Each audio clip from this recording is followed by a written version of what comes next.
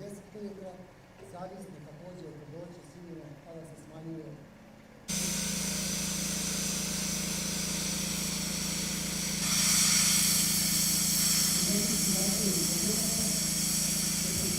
Smanjuje se mogućnost povećavanja vatrogasaca na minimum, to znači da se pravi se luka određena prikaz otvaranja vrata.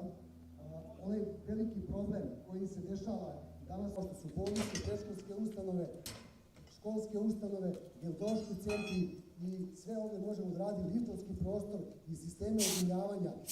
Napominjem da su ovo volonteri i obučeni su pre skoro mjesec dana da rade i sada stalno dolaze. Evo, stavite kameru, stavite mjesto, stavite ruku, molim.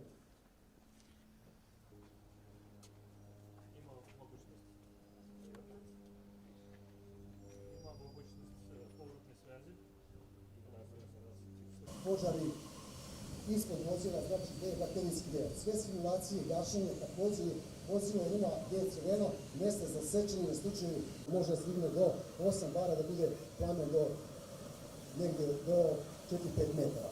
Vidite, možete gasiti blago gorenje. Znači oni ga već vide, to su takozvani pirolizni gasovi koji se izdvajaju tokom požara.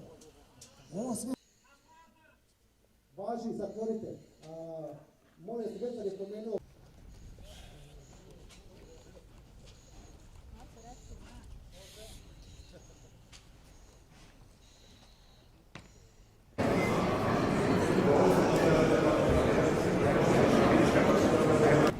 Želimo da svakog od vas pojedinačno i sve zajedno poslamo gospodina Ivice Dačića zajedno sa ministrom MČS.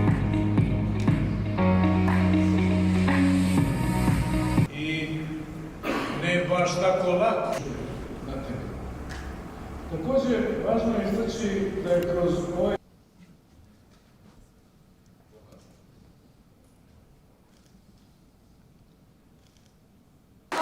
gospodina Ivicu Dačića da nam se pridruži i primi plaketu, a onda se i obrati prisutnima.